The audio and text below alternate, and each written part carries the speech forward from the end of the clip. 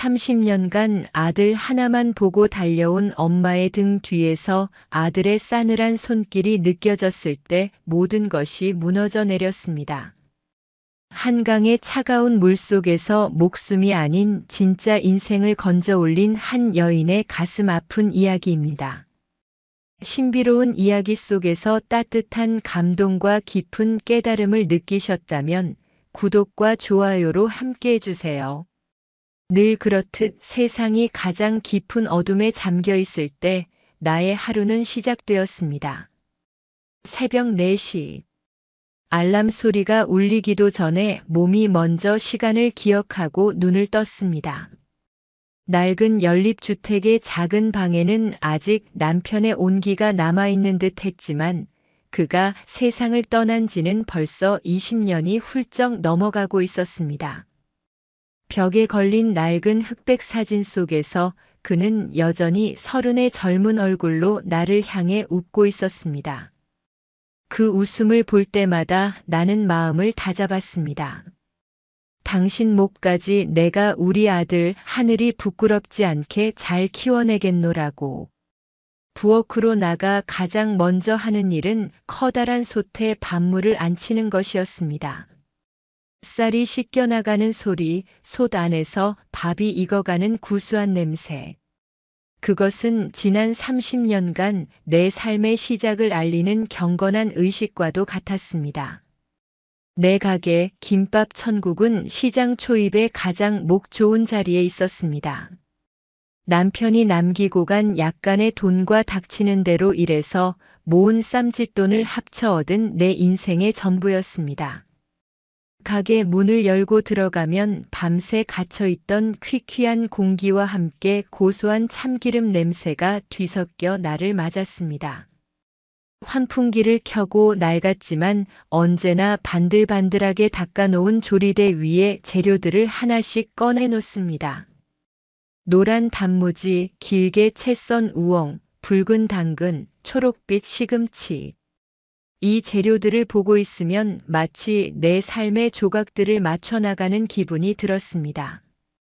나는 김밥을 마는 기계였습니다. 감정도 생각도 없이 오직 손의 감각만으로 김밥을 말았습니다. 김 위에 밥을 얇고 고르게 펴고 준비된 재료들을 생맞춰 올린 뒤 대나무 발로 힘껏 말아줍니다. 그렇게 완성된 김밥 한 줄 한 줄에 내 청춘이, 내 눈물이, 내 희망이 담겨 있었습니다. 아이고 사장님, 오늘따라 더 부지런하시네. 가게 단골인 채소 가게 할머니가 이른 아침부터 찾아와 말을 걸었습니다. 할머니는 매일 아침 내 가게에 들러 따뜻한 어묵 국물 한 컵으로 몸을 녹이고 가시는 분이었습니다. 어서 오세요, 할머니. 날이 쌀쌀한데 고생이 많으시네요. 고생은 무슨. 젊어서 고생은 사서도 한다잖아. 사장님이야말로 대단하지. 저 아들 하나 키우겠다고 30년을 하루같이 이 새벽에 나라에서 상줘야 돼요. 할머니의 칭찬에 나는 멋쩍게 웃으며 김이 모락모락 나는 어묵 국물을 떠들였습니다. 내 고생은 고생이 아니었습니다. 아들만 생각하면 힘든 줄도 몰랐습니다. 그 아이가 세상의 전부였고 내 삶의 이유 그 자체였으니까요. 아들이 초등학교에 입학하던 날 나는 난생 처음으로 가게 문을 늦게 열었습니다.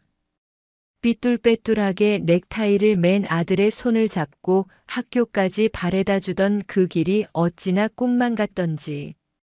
다른 엄마들은 예쁜 옷을 차려입고 왔지만 나는 늘 입던 앞치마에 기름 냄새가 밴 채였습니다. 조금은 부끄러웠지만 아들의 얼굴에 번지는 웃음을 보니 그런 마음은 눈 녹듯 사라졌습니다. 엄마, 나 오늘 100점 맞았어. 아들이 시험지를 들고 달려와 내 품에 안길 때면 세상의 모든 시름이 사라지는 것 같았습니다. 나는 그런 아들을 위해 더 좋은 것을 해주고 싶었습니다. 남들 다니는 학원은 다 보내고 싶었고 남들 입는 브랜드 옷도 사주고 싶었습니다. 그러려면 더 부지런히 김밥을 말아야 했습니다. 하루는 아들이 축구화가 찢어졌다며 시무룩해 있었습니다. 새로 나온 비싼 상표의 축구화가 갖고 싶다는 말이었습니다. 나는 두말 없이 다음 날 새벽 시장에 나가는 대신 밤을 새워 김밥을 말았습니다. 야간 산행을 가는 등산객들에게 팔기 위해서였습니다.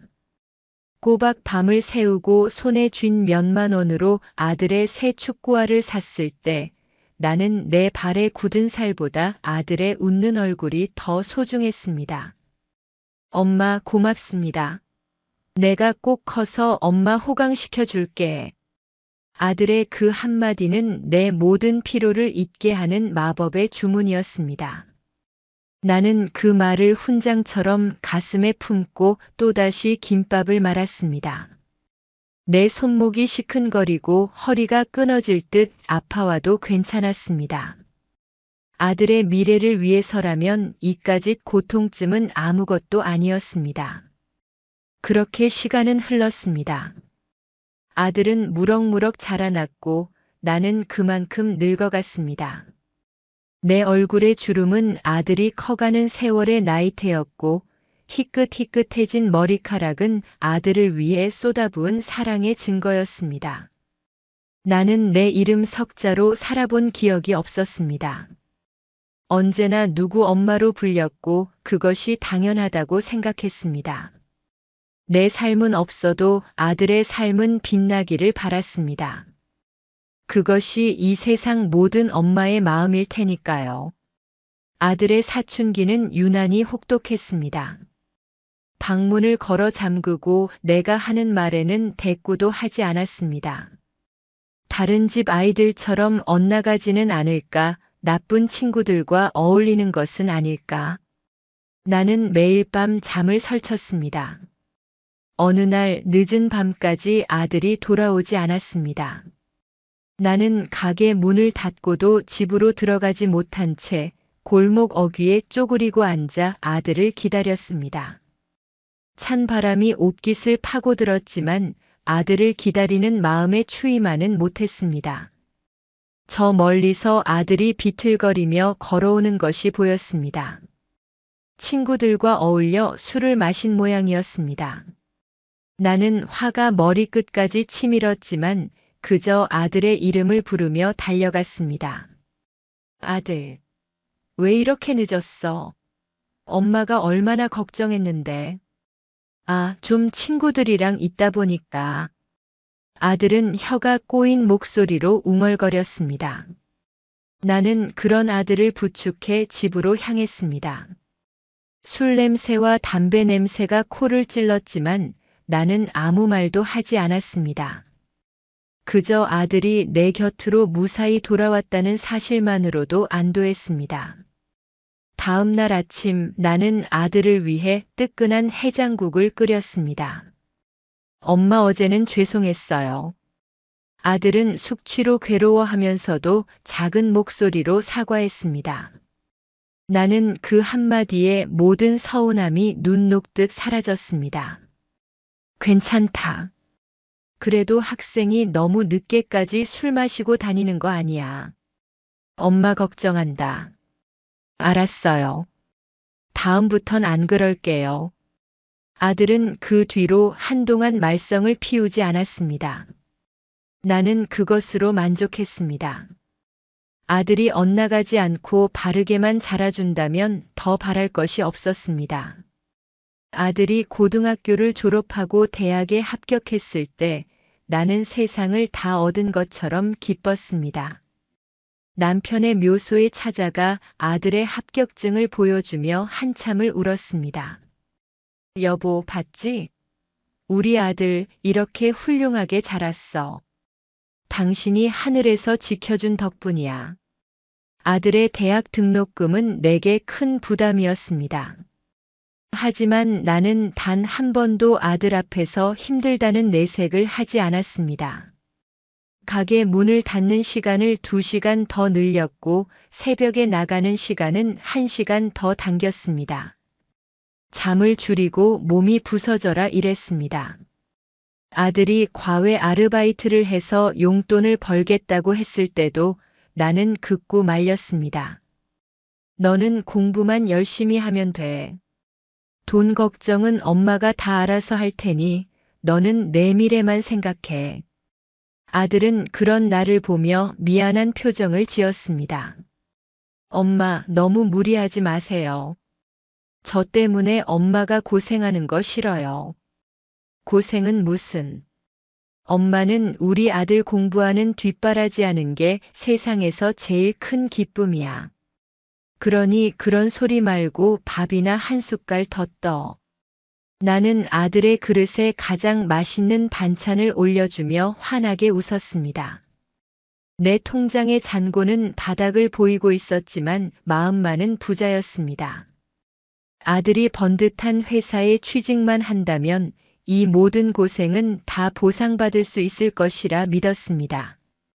아들은 대학을 졸업하고 이름만 대면 알만한 좋은 회사에 취직했습니다. 나는 동네 사람들에게 떡을 돌리며 아들 자랑을 했습니다. 내 인생에서 가장 행복한 순간이었습니다. 이제야말로 내 고생이 끝났다고 생각했습니다. 아들, 첫 월급 타면 엄마 뭐 해줄 거야? 나는 농담처럼 물었습니다. 아들은 환하게 웃으며 대답했습니다. 당연히 엄마 빨간 내복부터 사드려야죠. 그리고 앞으로는 가게 일도 그만두고 저랑 같이 여행도 다니고 맛있는 것도 먹으러 다녀요. 제가 다 책임질게요. 아들의 말에 나는 감동하여 눈물을 글썽였습니다. 30년의 세월이 파노라마처럼 스쳐 지나갔습니다. 힘들고 외로웠던 순간들이 아들의 저 따뜻한 말 한마디에 모두 씻겨 내려가는 듯 했습니다. 그래, 이제는 정말 괜찮을 거야. 내 인생에도 볕들 날이 오는구나. 나는 그렇게 믿었습니다. 의심의 여지 없이 굳게 믿었습니다. 아들이 회사에 다니기 시작한 후 처음 몇 달은 꿈만 같았습니다. 아들은 첫 월급으로 정말 내게 빨간 내복을 사주었고 근사한 레스토랑에 데려가 칼질하는 법도 알려주었습니다. 나는 어색하게 나이프를 들고 스테이크를 썰며 연신 웃음을 터뜨렸습니다. 기름 냄새 밴 작업복이 아닌 아들이 사준 예쁜 원피스를 입고 아들과 마주 앉아 있는 그 순간이 비현실적으로 느껴졌습니다. 엄마, 이제 고생 그만하고 가게는 다른 사람한테 넘기세요. 제가 매달 생활비 넉넉하게 드릴게요. 아니다. 아직은 내가 힘이 있는데 어떻게 일을 놓니? 그리고 이 가게는 엄마 인생이나 마찬가지인데 그냥 소일거리 삼아 계속할란다. 나는 아들의 마음이 고마웠지만 선뜻 가게를 놓을 수가 없었습니다. 김밥 천국은 내게 단순한 일터가 아니었습니다. 남편과 사별하고 오직 아들 하나만 바라보며 살아온 내 30년의 세월이 고스란히 녹아있는 곳이었습니다. 하지만 평화는 그리 오래 가지 않았습니다. 아들이 조금씩 변하기 시작한 것은 그때부터였습니다. 처음에는 사소한 변화였습니다. 퇴근 시간이 점점 늦어졌고 주말에도 회사에 일이 있다며 나가는 날이 잦아졌습니다. 야근이 많아 피곤해서 그런 것이겠거니 나는 대수롭지 않게 생각했습니다. 사회초년생이니 열심히 해야 할 때라고 오히려 아들을 격려해 주었습니다. 그러던 어느 날부터인가 아들의 얼굴에서 웃음기가 사라졌습니다. 눈빛은 늘 불안하게 흔들렸고 무언가에 쫓기는 사람처럼 초조해 보였습니다. 밤늦게 술에 취해 들어오는 날도 늘어났습니다. 아들, 무슨 일 있니? 회사에서 힘든 일 있어? 걱정이 되어 물으면 아들은 언제나 손을 내저으며 똑같은 대답을 했습니다. 아니에요, 엄마. 괜찮아요. 그냥 프로젝트 때문에 스트레스 좀 받아서 그래요. 나는 아들의 말을 믿었습니다. 아니, 믿고 싶었습니다. 내 아들이 힘들어하는 것을 인정하고 싶지 않았습니다. 내가 해줄 수 있는 것은 그저 아들이 좋아하는 음식을 만들어주고 지친 어깨를 주물러주는 것 뿐이었습니다. 어느 주말 아침 아들이 조심스럽게 입을 열었습니다. 엄마, 저 혹시 돈 좀 빌릴 수 있을까요? 큰 돈은 아니고 한 500만 원 정도만. 나는 깜짝 놀랐습니다. 번듯한 회사에 다니는 아들이 왜 갑자기 돈이 필요하다는 것인지 이해할 수 없었습니다. 갑자기 500만 원은 왜? 어디 쓸 데 있니? 아, 그게 회사 동기 아버님이 갑자기 편찮으셔서요. 제가 좀 보태주기로 했어요. 월급 나오면 바로 갚을게요. 친구의 어려운 사정을 그냥 지나치지 못하는 아들의 착한 마음씨가 기특하게 느껴졌습니다. 나는 망설임 없이 가게 운영비로 쓰려고 묻어두었던 통장을 내주었습니다. 그래, 사람이 어려울 때 서로 돕고 사는 거지. 잘 생각했다. 나는 아들의 어깨를 두드리며 대견했습니다. 하지만 그것이 시작이었습니다. 얼마 지나지 않아 아들은 또다시 돈을 요구했습니다. 이번에는 1,000만 원이었습니다. 친구가 전세금을 갑자기 빼줘야 해서 급하게 필요하다는데 이것만 해결해주면 나중에 이자까지 쳐서 갚겠다고 하더라고요. 나는 조금 이상한 생각이 들었지만 아들의 간곡한 부탁에 또다시 돈을 내주었습니다. 그것은 내 노후를 위해, 혹시 모를 아들의 결혼 자금을 위해 평생 김밥을 팔아 모은 돈이었습니다. 내 전 재산과도 같은 돈이었습니다. 돈이 나간 뒤로 아들의 씀씀이는 눈에 띄게 커졌습니다. 입는 옷이 명품으로 바뀌었고 차를 사겠다며 카탈로그를 뒤적이기도 했습니다. 나는 불안한 마음이 들었지만 애써 외면했습니다. 너 요즘 씀씀이가 너무 커진 거 아니니? 회사 월급만으로 감당이 되는 거야? 엄마, 걱정 마세요. 제가 친구 도와준 돈, 이자가 붙어서 돌아왔어요. 그리고 요즘 주식으로 재테크도 좀 하고 있고요. 엄마는 이제 돈 걱정하지 마시고 편하게 사시면 돼요. 아들은 자신만만하게 말했습니다. 나는 주식이라는 것이 무엇인지 잘 몰랐지만 아들이 알아서 잘하고 있다는 말을 믿을 수밖에 없었습니다. 내 아들은 똑똑하니까 절대 허튼 짓을 할 리가 없다고 생각했습니다. 하지만 불안감은 쉬이 가시지 않았습니다. 어느 날 밤 아들의 방에서 언성을 높여 통화하는 소리가 들려왔습니다. 나는 조용히 방문에 귀를 기울였습니다. 그러니까 조금만 더 시간을 달라고요. 곧 들어갈 돈이 있단 말입니다. 아니, 그게 아니라니까. 내가 떼먹을 사람으로 보여요? 아들의 목소리는 날카로웠고 다급해 보였습니다. 나는 가슴이 철렁 내려앉았습니다. 무슨 일인지는 모르겠지만 아들이 좋지 않은 일에 휘말렸다는 직감이 들었습니다. 통화가 끝나고 나온 아들에게 나는 조심스럽게 물었습니다. 아들, 무슨 일이야? 누구랑 그렇게 심각하게 통화를 해? 아들은 당황한 기색이 역력했지만 이내 태연한 척 웃어 보였습니다. 아, 엄마. 별거 아니에요. 그냥 회사 동료랑 의견 충돌이 좀 있었어요. 신경 쓰지 마세요. 아들은 내 어깨를 주무르며 나를 안심시켰지만 나는 그날 밤 한숨도 잘 수 없었습니다. 아들의 방에서는 밤새도록 컴퓨터 자판 두드리는 소리가 들려왔습니다. 무언가 잘못되어 가고 있다는 불길한 예감이 내 온몸을 휘감았습니다. 하지만 나는 차마 아들에게 진실을 캐물을 용기가 나지 않았습니다. 내 믿음이 깨어지는 것이 두려웠기 때문입니다. 불길한 예감은 현실이 되어갔습니다. 아들은 점점 더 깊은 수렁 속으로 빠져드는 듯 했습니다. 집에 들어오지 않는 날이 잦아졌고 어쩌다 들어오는 날이면 온몸에서 술 냄새가 진동했습니다. 낯선 번호로 걸려오는 전화를 받으며 밖으로 나가 다급하게 속삭이는 모습도 여러 번 목격했습니다. 나는 더 이상 모른 척할 수 없었습니다. 하루는 나를 잡아 아들과 마주 앉았습니다. 아들, 솔직하게 말해줘. 대체 무슨 일이 있는 거니? 엄마가 알아야 도울 수 있지 않겠어? 내 간절한 물음에 아들은 한참 동안 입을 열지 못했습니다.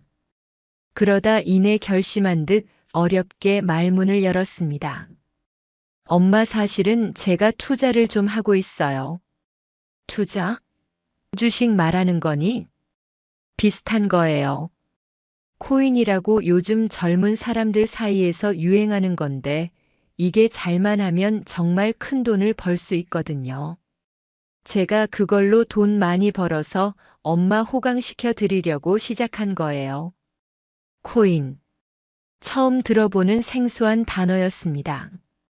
하지만 아들의 눈은 그 어느 때보다 반짝이고 있었습니다. 마치 신기루를 좇는 사람처럼 허황된 꿈에 사로잡힌 눈빛이었습니다. 처음에는 재미로 시작했는데 운이 좋게 돈을 좀 벌었어요. 그래서 친구들한테 빌렸던 돈도 다 갚고 엄마한테 드린 용돈도 그걸로 드린 거고요. 그런데 조금 더 욕심을 부리다가 그만. 아들은 말을 잇지 못하고 고개를 숙였습니다. 나는 아들의 다음 말을 기다렸습니다. 가지고 있던 돈을 전부 잃었어요. 그래서 그걸 만회하려고 아는 분에게 돈을 좀 빌렸는데 상황이 더 안 좋아졌어요. 가슴이 쿵 하고 내려앉았습니다. 모든 퍼즐 조각이 맞춰지는 순간이었습니다. 아들이 돈을 빌려달라고 했던 이유, 낯선 사람과의 통화, 불안에 떨던 눈빛. 모든 것이 이 코인이라는 것 때문이었습니다. 그래서 빚이 얼마나 되는 거니? 나는 떨리는 목소리로 물었습니다. 아들은 차마 내 눈을 마주치지 못한 채 개미만 한 목소리로 대답했습니다. 3천만 원 정도요. 3천만 원. 김밥을 1,000줄, 아니 10,000줄을 팔아야 겨우 만질 수 있는 돈이었습니다. 내 평생을 바쳐 모은 돈과 맞먹는 액수였습니다. 눈앞이 캄캄해지고 숨이 턱 막혔습니다. 하지만 나는 아들을 다그칠 수 없었습니다. 모든 것이 내 탓인 것만 같았습니다. 내가 무지해서, 내가 더 잘 가르치지 못해서 아들이 이런 험한 길로 빠진 것 같았습니다. 엄마, 정말 죄송해요. 하지만 저한테 딱 한 번만 더 기회를 주시면 안 될까요? 이번에 정말 좋은 정보가 있는데 이것만 성공하면 빚도 다 갚고 예전보다 훨씬 더 큰 돈을 벌 수 있어요. 제가 엄마한테 평생 잘할게요. 네.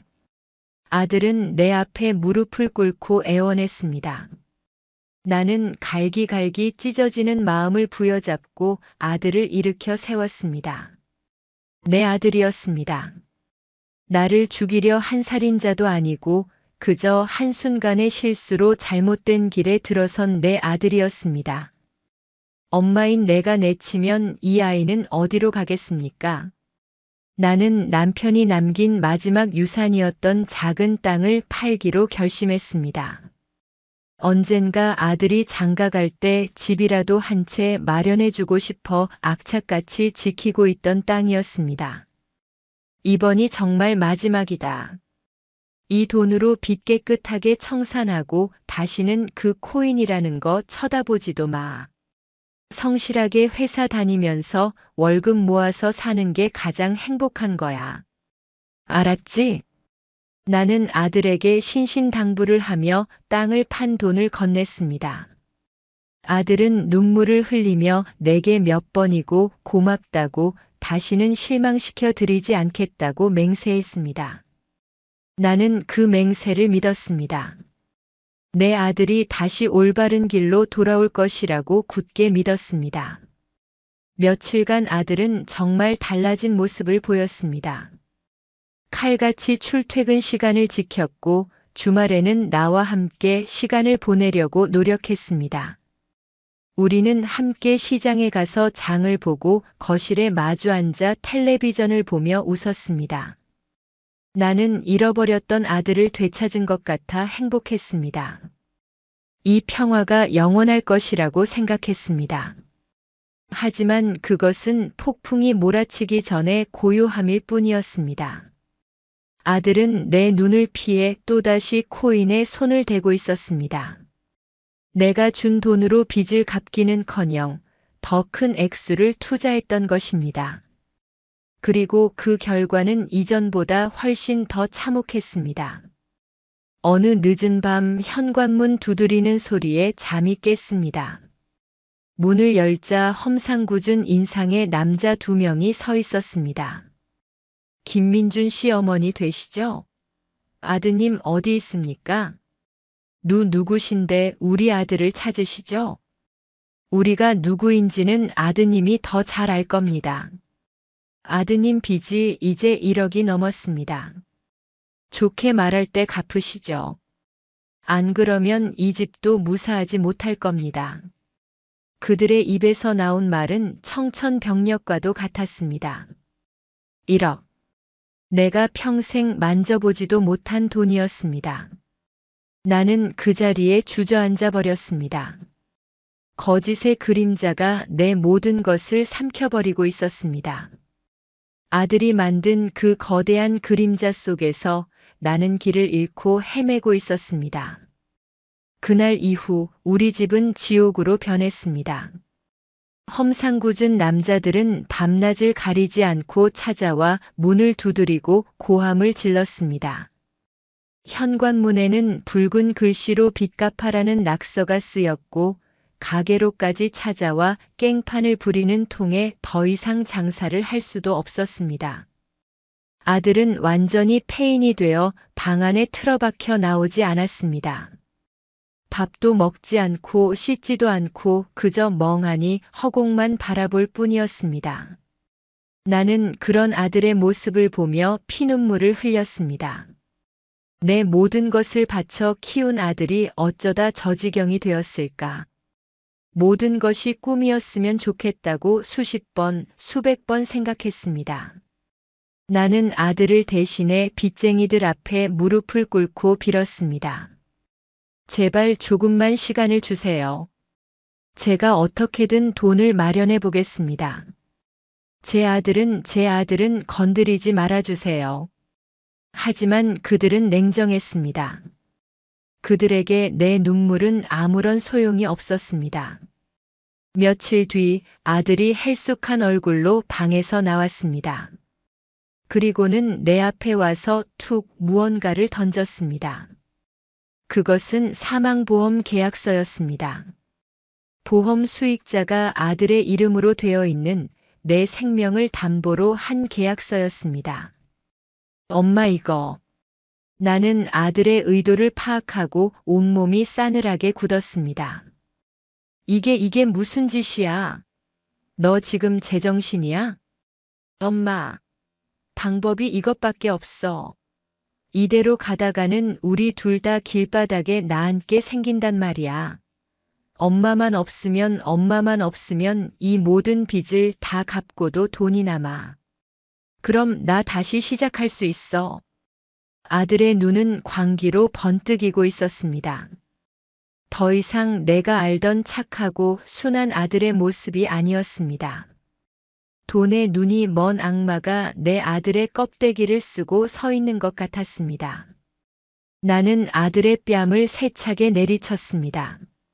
내가 어떻게 엄마한테 그런 말을 할 수가 있어. 차라리 나를 죽여라 이놈아. 내가 너를 어떻게 키웠는데. 나는 오열하며 아들의 가슴을 주먹으로 쳤지만 아들은 미동도 하지 않았습니다. 그저 차갑고 공허한 눈으로 나를 내려다볼 뿐이었습니다. 그 순간 나는 깨달았습니다. 내 아들은 이미 돌이킬 수 없는 강을 건넜다는 것을. 그날 밤 나는 뜬 눈으로 밤을 새웠습니다. 아들이 내민 보험 계약서를 보며 지난 30년의 세월을 떠올렸습니다. 아들의 기저귀를 갈아주던 순간, 첫걸음마를 떼던 순간, 엄마라고 처음 불렀던 순간 그 모든 행복했던 기억들이 칼날이 되어 내 심장을 후벼 팠습니다. 다음 날 아침 아들이 아무 일도 없었다는 듯 내게 다가와 말을 걸었습니다. 그 얼굴은 놀랍도록 평온해 보였습니다. 엄마, 우리 한강 갈래요? 오랜만에 엄마랑 바람 쐬고 싶어요. 너무나도 갑작스럽고 너무나도 이질적인 제안이었습니다. 어제 나에게 죽음을 강요하던 아들이 맞나 싶을 정도였습니다. 나는 혼란스러웠지만 한편으로는 작은 희망을 품었습니다. 어쩌면 아들이 잘못을 뉘우치고 다시 예전의 아들로 돌아오고 싶어 하는 것은 아닐까. 30년 동안 단 한 번도 먼저 엄마랑 놀자는 말을 한 적이 없던 아들이었습니다. 나는 지푸라기라도 잡는 심정으로 아들의 제안을 받아들였습니다. 그래, 그러자. 오랜만에 우리 아들이랑 데이트 한번 해야지. 나는 애써 웃으며 대답했습니다. 아들은 내 대답에 만족한 듯 희미하게 미소를 지었습니다. 그 미소가 왜 그렇게 섬뜩하게 느껴졌는지 그때는 알지 못했습니다. 나는 낡은 옷장 속에서 가장 좋은 옷을 꺼내 입고 오랜만에 분첩을 꺼내 얼굴에 발랐습니다. 아들과의 마지막이 될지도 모를 외출을 위해 나는 어미로서 할 수 있는 최선의 단장을 했습니다. 폭풍이 몰아치기 직전의 고요함 속에서 나는 아들의 손을 잡고 집을 나섰습니다. 해가 저물고 한강 다리에 하나둘 불이 켜지기 시작했습니다. 도시의 불빛들이 강물 위로 쏟아져 내려와 검은 비단 위에 보석을 흩뿌려 놓은 듯 반짝였습니다. 밤바람은 제법 쌀쌀했지만 아들과 나란히 걷는다는 생각에 나는 추운 줄도 몰랐습니다. 엄마, 미안해. 어제는 내가 정말 제정신이 아니었나 봐. 아들이 먼저 입을 열었습니다. 그 목소리는 진심으로 뉘우치는 사람처럼 들렸습니다. 빚 때문에 너무 스트레스를 받아서 엄마한테 못할 말을 했어. 정말 미안해. 나는 아들의 사과에 그동안 쌓였던 모든 원망과 두려움이 눈 녹듯 사라지는 것을 느꼈습니다. 그래, 내 아들은 본래 착한 아이야. 잠시 나쁜 마음에 흔들렸던 것뿐이야. 괜찮다, 아들아. 엄마는 다 이해해. 얼마나 힘들었으면 그랬겠니? 우리 다시 시작하면 돼. 엄마가 어떻게든 방법을 찾아볼게. 나는 아들의 손을 꼭 잡았습니다. 아들의 손은 얼음장처럼 차가웠습니다. 우리는 말없이 한참을 걸었습니다. 강변에는 운동을 나온 사람들, 데이트를 즐기는 연인들이 드문드문 보였습니다.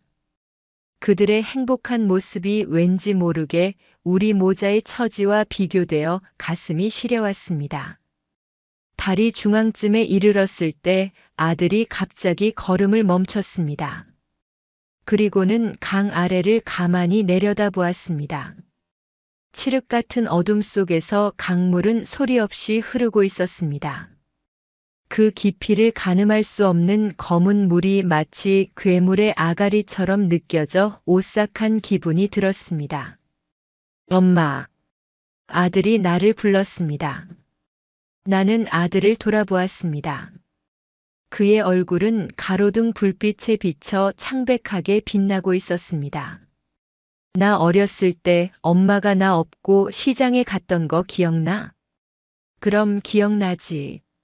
내가 하도 보채서 업고 다녔는데 어찌나 무겁던지. 그래도 엄마 등에서 잠든 내 얼굴 보면 힘든 줄도 몰랐어. 나는 옛 생각에 잠겨 희미하게 미소 지었습니다. 아들은 내 추억에 동조하지 않고 그저 멍하니 강물을 내려다보며 말을 이었습니다. 엄마는 나 때문에 평생을 희생하며 살았잖아.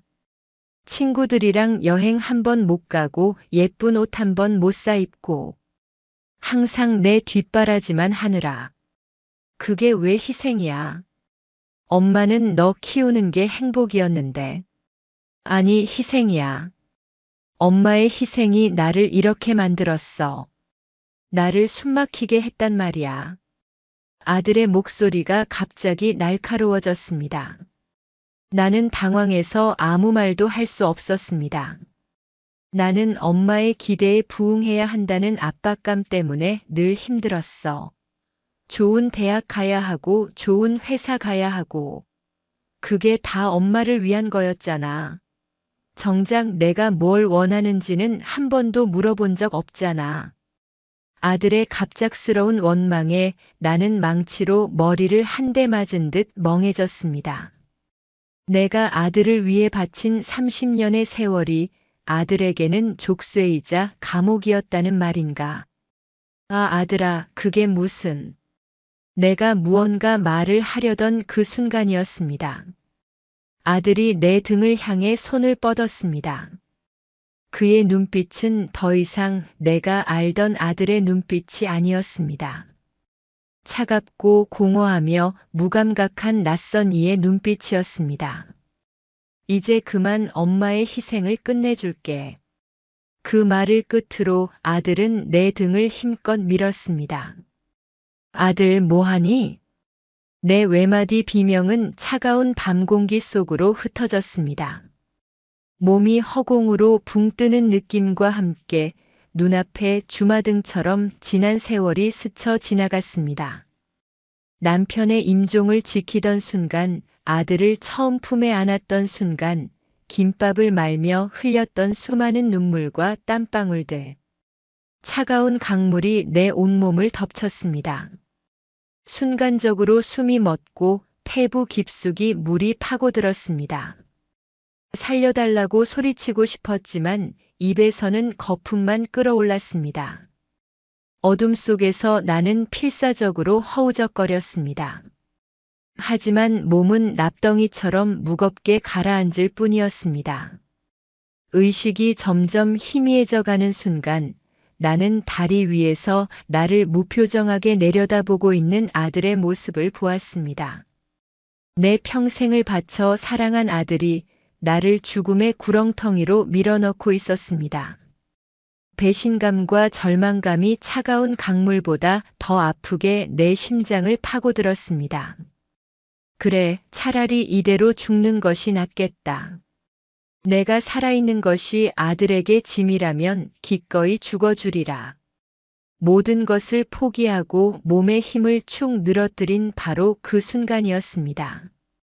정신을 놓아버리려던 찰나 어디선가 다급한 외침이 들려왔습니다. 사람 살려. 사람이 물에 빠졌어요. 그 목소리와 함께 무언가 강한 힘이 내 팔을 잡아채는 것이 느껴졌습니다. 누군가 물속으로 뛰어들어 나를 끌어안고 있었습니다. 나는 본능적으로 그 사람의 옷자락을 붙잡았습니다. 그는 나를 필사적으로 끌고 강가로 헤엄쳐 나갔습니다. 정신 차리세요. 조금만 힘을 내요. 낯선 남자의 목소리가 귓가에 웅웅거렸습니다. 얼마나 지났을까 마침내 발이 땅에 닿는 것이 느껴졌고 나는 강변의 축축한 흙바닥 위로 내팽개쳐졌습니다. 나는 기침을 토하며 폐 속으로 들어왔던 강물을 뱉어냈습니다. 온몸이 덜덜 떨리고 추위와 공포로 이가 딱딱 부딪혔습니다. 정신을 차리고 고개를 들었을 때 나를 구해준 젊은 남자의 얼굴이 보였습니다. 그는 나처럼 온몸이 흠뻑 젖은 채로 거친 숨을 몰아쉬고 있었습니다. 그리고 그의 등 뒤로 저 멀리 다리 위에는 내 아들이 여전히 멍하니 서 있었습니다. 마치 이 모든 상황이 자신과는 아무런 상관이 없다는 듯 유령처럼 그 자리에 못 박혀 있었습니다. 곧이어 주변이 소란스러워지기 시작했습니다. 누군가의 신고를 받고 경찰과 구급대원들이 달려왔습니다. 나는 담요에 둘둘 말린 채 구급차에 실렸고 나를 구해준 젊은 남자와 아들도 함께 경찰서로 향하게 되었습니다. 경찰서의 차가운 형광등 불빛 아래 나는 아무 말도 할 수 없었습니다. 그저 멍하니 바닥만 내려다볼 뿐이었습니다. 내가 겪은 일이 현실이라는 것이 믿기지 않았습니다. 아들이 나를 밀었다는 사실을 차마 내 입으로 말할 수가 없었습니다. 어머님, 당시 상황을 자세하게 말씀해 주시겠어요? 아드님 말씀으로는 어머님이 발을 헛디뎌서 스스로 떨어지셨다는데요. 경찰의 말에 나는 고개를 들어 아들을 바라보았습니다. 아들은 고개를 푹 숙인 채 내 눈을 피하고 있었습니다. 그 비겁한 모습에 내 안에서 무언가 왈칵 무너져 내렸습니다. 그때 나를 구해준 젊은 남자가 입을 열었습니다. 아닙니다. 제가 똑똑히 봤습니다. 저 사람이 이 아주머니를 뒤에서 밀었어요. 젊은 남자의 단호한 증언에 경찰의 눈빛이 날카로워졌습니다. 두 분이 다투는 것처럼 보였습니다. 아주머니가 뭐라고 소리치시는 것 같았는데 그 순간 남자가 아주머니 등을 세게 밀었습니다. 저는 너무 놀라서 바로 물에 뛰어들었고요. 아들은 젊은 남자의 말에 격렬하게 반박했습니다. 아니에요. 무슨 소리 하는 겁니까? 내가 우리 엄마를 왜 밀어요? 이 사람이 잘못 본 겁니다. 아들의 뻔뻔한 거짓말에 나는 마지막 남은 이성의 끈을 놓아버렸습니다. 나를 향한 배신감보다 자신의 죄를 덮기 위해 거짓말을 하는 아들의 모습이 더 나를 절망하게 했습니다. 내 말이 맞다. 저 아이가 나를 밀었다. 내 입에서 나온 작은 속삭임에 경찰서 안의 모든 시선이 내게로 쏠렸습니다. 아들은 경악한 얼굴로 나를 바라보았습니다.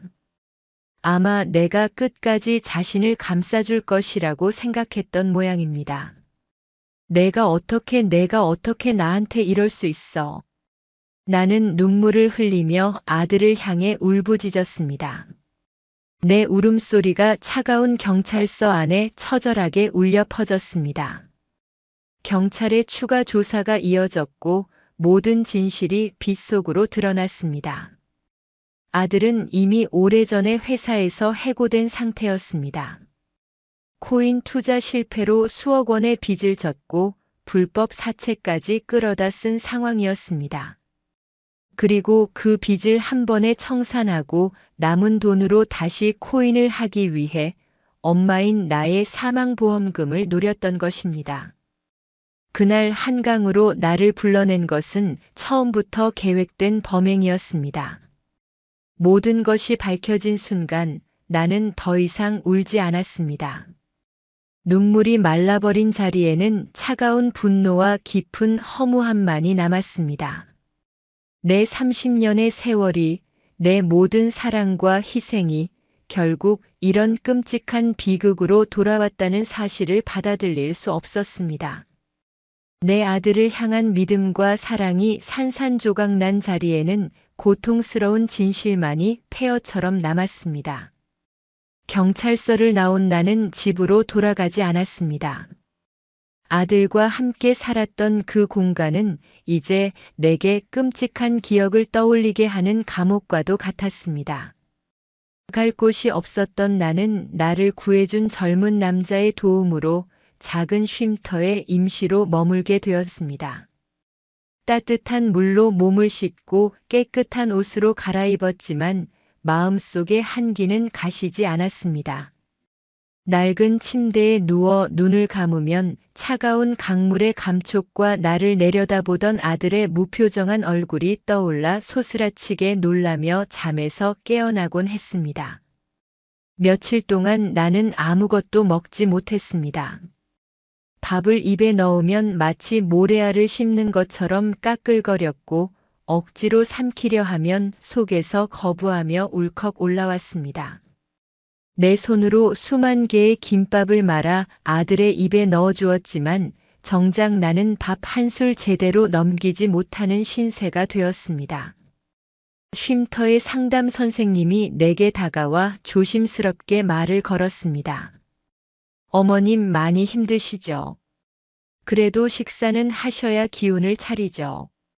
나는 텅 빈 눈으로 상담 선생님을 바라보며 물었습니다. 선생님, 제가 뭘 그렇게 잘못했을까요? 저는 정말 아들 하나만 보고 살았거든요.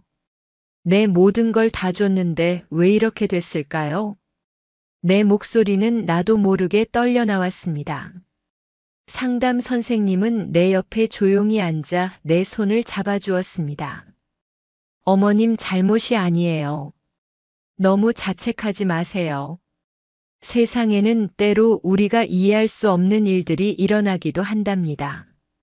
선생님의 따뜻한 위로에도 내 마음은 나아지지 않았습니다. 나는 무너져 내린 내 인생이라는 성 앞에서 망연자실하게 서 있는 기분이었습니다. 아들은 내게 세상의 전부였습니다. 내가 평생을 바쳐 쌓아 올린 견고한 성이었습니다. 그런데 그 성이 하루아침에 폭삭 무너져 내린 것입니다. 그것도 내가 가장 믿고 사랑했던 아들의 손에 의해서. 나는 쉼터의 작은 창밖을 하염없이 바라보았습니다. 창밖의 세상은 아무 일도 없었다는 듯 평온하게 흘러가고 있었습니다. 사람들은 웃고 떠들고 바쁘게 제 갈 길을 가고 있었습니다. 오직 나만 이 세상에 홀로 멈춰 서 있는 것 같았습니다. 지난 세월을 되짚어 보았습니다. 나는 언제나 아들을 우선으로 생각했습니다. 아들이 먹고 싶다는 것은 어떻게든 해먹였고 아들이 갖고 싶다는 것은 내 것을 팔아서라도 사주었습니다. 정작 나는 달아빠진 옷을 몇 년째 입고 시장에서 떠리로 파는 반찬으로 끼니를 때우면서도 행복했습니다. 아들이 행복하면 나도 행복하다고 믿었기 때문입니다. 그런데 그것이 정말 사랑이었을까? 어쩌면 그건 사랑이 아니라 내 외로움을 채우기 위한 집착은 아니었을까? 남편 없이 홀로 아이를 키운다는 동정 어린 시선이 싫어서 아들을 더 번듯하게 키워내야 한다는 강박에 시달렸던 것은 아닐까? 나는 아들에게 끊임없이 무언가를 주면서 나의 존재 가치를 확인하려 했던 것인지도 모릅니다. 나의 사랑이 아들에게는 부담이 되고 족쇄가 되었을 수도 있다는 생각에 이르자 가슴이 미어졌습니다. 나는 처음으로 내 삶을 돌아보았습니다. 내 이름은 김순자. 하지만 지난 30년간 나는 단 한 번도 김순자로 살아본 적이 없었습니다. 언제나 민준이 엄마였습니다. 내 꿈, 내 인생, 내 행복은 모두 아들의 것이었습니다. 그 거대한 그늘 아래서 나라는 존재는 흔적도 없이 사라져 버렸습니다. 텅 빈 마음으로 며칠을 보내던 어느 날 쉼터 원장님이 나를 찾아왔습니다. 아드님이 어머님을 꼭 한번 뵙고 싶다고 연락이 왔습니다. 어떻게 하시겠어요?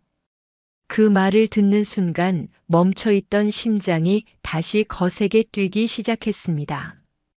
분노와 증오 그리고 한 가닥 남은 미련과 연민이 뒤섞여 내 안에서 소용돌이 쳤습니다. 나는 그 아이를 다시 마주할 자신이 없었습니다. 하지만 이 모든 것을 끝내기 위해서는 한 번은 부딪혀야 한다는 것을 알고 있었습니다. 나는 떨리는 목소리로 대답했습니다. 만나겠습니다. 약속된 날 나는 떨리는 발걸음으로 아들이 있는 구치소의 면회실로 향했습니다. 차가운 유리벽 하나를 사이에 두고 마주 앉은 아들의 모습은 며칠 사이에 몰라보게 수척해져 있었습니다. 죄수복을 입은 아들의 모습이 너무나 낯설고 비현실적이어서 나는 한동안 아무 말도 할 수 없었습니다. 먼저 침묵을 깬 것은 아들이었습니다. 엄마. 아들은 수화기를 든 채 나를 보며 울먹였습니다. 하지만 나는 아무런 감정도 느낄 수 없었습니다.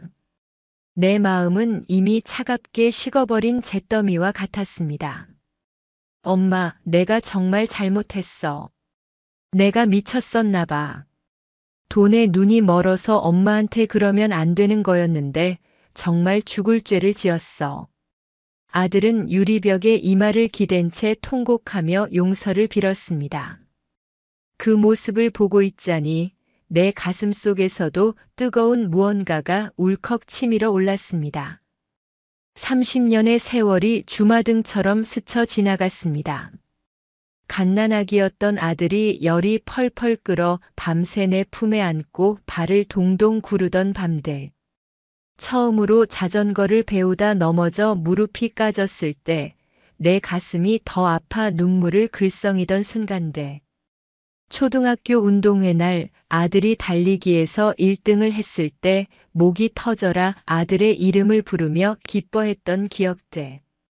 내 청춘과 내 몸, 내 영혼을 다 바쳐 키워낸 아이였습니다. 그런데 그 아이가 나를 죽이려 했습니다. 자신의 욕심을 채우기 위해 이 세상에서 자신을 가장 사랑하는 존재를 차가운 강물 속으로 밀어 넣었습니다. 나는 눈물을 삼키며 차갑게 입을 열었습니다. 내가 돈 때문에 힘들었을 때 왜 엄마한테 솔직하게 말하지 않았니? 내가 너한테 어떤 엄마였기에 너는 나한테 모든 걸 털어놓을 수 없었니? 그건 엄마 실망하게 하고 싶지 않아서 엄마는 항상 나를 자랑스러워 했잖아. 내가 실패한 모습을 보여주고 싶지 않았어. 그래서 엄마를 죽이려고 했니? 엄마의 목숨값으로 내 실패를 덮고 싶었어? 내 날카로운 질문에 아들은 고개를 들지 못했습니다. 용서해줘, 엄마. 내가 평생 속죄하며 살게. 다시는 안 그럴게.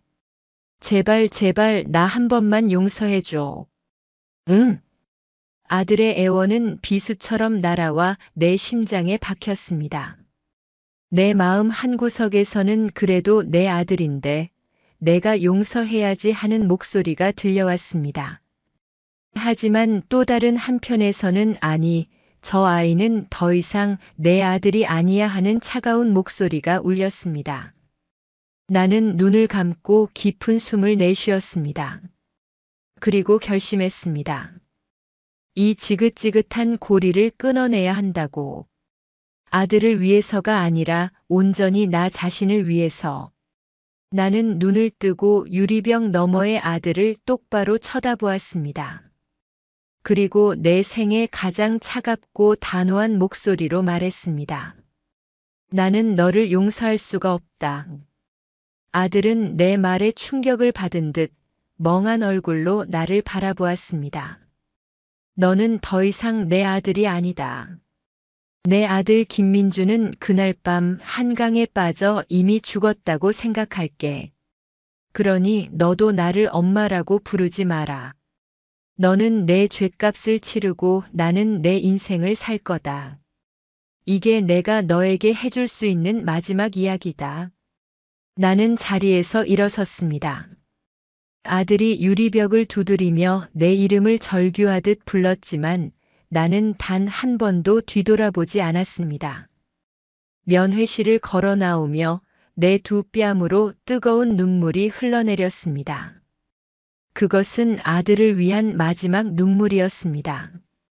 그리고 내 지난 30년의 어리석었던 모정에 바치는 마지막 이별의 눈물이었습니다. 구치소에서 나온 나는 곧장 김밥 천국 가게로 향했습니다. 30년의 세월 동안 내 집보다 더 편안했던 곳.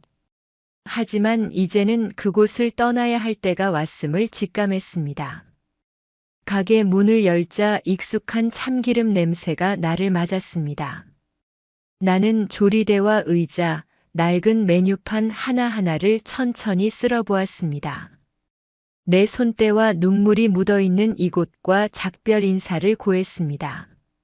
나는 가게를 처분했습니다. 평생을 바친 곳이었지만 미련은 없었습니다. 가게를 판 돈으로 아들이 진 빚의 일부를 갚아주었습니다. 그것이 내가 어미로서 해줄 수 있는 마지막 도리라고 생각했습니다. 남은 돈은 내 손에 꼭 쥐었습니다.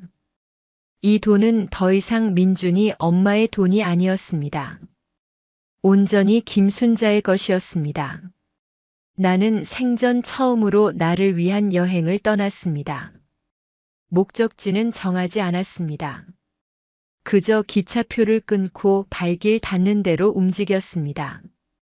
창밖으로 스쳐 지나가는 풍경들을 보며 나는 처음으로 내 삶을 관조했습니다.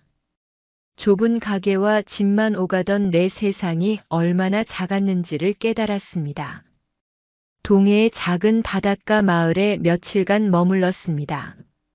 매일 아침 해가 뜨는 것을 보았습니다. 붉은 태양이 수평선 위로 솟아오르는 광경은 경이로웠습니다. 그 장엄한 풍경 앞에서 아들에 대한 증오와 내 삶에 대한 회한이 파도에 씻겨나가는 것 같았습니다. 나는 그곳에서 처음으로 혼자 밥을 먹고 혼자 길을 걷고 혼자 잠이 들었습니다. 처음에는 어색하고 외로웠지만 시간이 지날수록 오롯이 나에게만 집중하는 그 시간이 편안하게 느껴졌습니다. 더 이상 누군가를 위해 새벽같이 일어나 밥을 하지 않아도 되고 누군가의 눈치를 보며 살지 않아도 된다는 사실이 나를 자유롭게 했습니다. 여행에서 돌아온 나는 작은 원룸을 얻어 새로운 보금자리를 꾸렸습니다. 그리고 동네 문화센터에 등록해 글씨를 배우기 시작했습니다. 삐뚤빼뚤한 글씨로 내 이름 석자 김순자를 써내려갈 때 나는 왠지 모를 벅찬 감정에 눈물을 흘렸습니다. 50이 넘은 나이에 처음으로 나를 찾아가는 과정이었습니다. 물론 아들에 대한 생각이 전혀 나지 않는 것은 아니었습니다. 밤이 되면 불쑥불쑥 아들의 얼굴이 떠올라 가슴이 아려오기도 했습니다. 하지만 나는 더 이상 그 기억에 매달리지 않으려고 노력했습니다. 이미 엎질러진 물이었고 되돌릴 수 없는 과거였습니다. 내가 할 수 있는 것은 과거를 교훈 삼아 현재를 충실히 살아가는 것뿐이었습니다. 어느 날 쉼터에서 인연을 맺었던 상담 선생님에게서 연락이 왔습니다. 어머님 잘 지내시죠? 혹시 저희 쉼터에 오셔서 다른 분들 식사 준비하는 거 좀 도와주실 수 있으세요? 어머님 김밥 솜씨가 보통이 아니시잖아요. 나는 망설임 없이 그러겠다고 대답했습니다.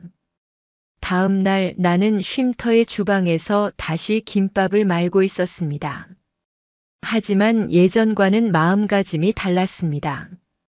예전에는 아들을 위해 생계를 위해 기계처럼 김밥을 말았다면 이제는 나와 비슷한 아픔을 가진 사람들을 위로하기 위해 정성을 다해 김밥을 말고 있었습니다. 따뜻한 김밥을 나누어 먹으며 사람들은 서로의 상처를 보듬고 위로했습니다. 나는 그들의 이야기를 들어주며 내 아픔도 치유되는 것을 느꼈습니다. 나는 더 이상 혼자가 아니었습니다. 오늘도 나는 한강변을 걷습니다. 그날의 끔찍한 기억이 서려 있는 곳이지만 이제는 두렵지 않습니다. 차가운 강물 속에서 다시 살아난 것은 내 목숨만이 아니었습니다. 잃어버렸던 내 진짜 인생이었습니다. 저무는 해를 바라보며 나는 조용히 다짐합니다. 이제는 아들을 위해서가 아니라 오직 나 김순자를 위해서 살아가겠다고. 내 이름으로 당당하게 그리고 행복하게.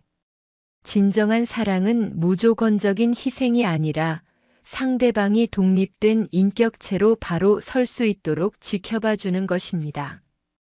때로는 자식을 위해 모든 것을 바치는 것보다 한 걸음 물러서서 스스로 길을 찾도록 믿어주는 용기가 필요합니다. 내 인생의 주인은 다른 누구도 아닌 바로 나 자신이어야 합니다. 가장 깊은 절망의 순간에도 삶의 끈을 놓지 않는다면 새로운 희망의 문이 열릴 수 있습니다. 과거의 상처에 얽매이기보다 그것을 딛고 일어나 더 나은 내일을 만들어 나가는 것이 진정한 용기입니다.